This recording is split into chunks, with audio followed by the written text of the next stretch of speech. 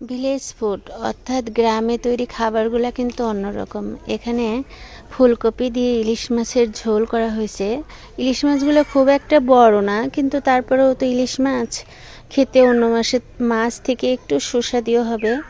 আর ফুলকপি দিয়ে রান্না, এটা ঝোল করা আর কি। আর এটা হচ্ছে ক্ষেতের কচুর শাক, বাড়ির আশেপাশে যে ক্ষেতের কচুর শাক হয় কোনায়, ওইটা তুলে এনে রসুন বেশি করে দিয়ে ইলিশ মাছের মাথা দিয়ে রান্না করা হয়েছে। একদম অর্গানিক খাবার।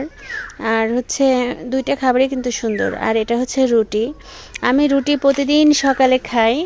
তো আমার ভাত থাকে, ভাত রান্না থাকে, কারণ এই বাসায় যারা থাকেন সবাই ভাত খায়। একমাত্র আমি যে কিনা সকালবেলা রুটি চা খাই, যে কোনো একটা সবজি দিয়ে খাই, মাছ গোশ খাই না। তো যে কোনো একটা সবজি দিয়ে দুইটা রুটি খাবো আর 1 কাপ চা খাবো তৈরি করে। তো এখানে ফুলকপির তরকারিটা ভালো দেখা যাচ্ছে, আজকে আমি ফুলকপি দিয়ে আর এই শাক দিয়ে রুটি খাবো। আলহামদুলিল্লাহ।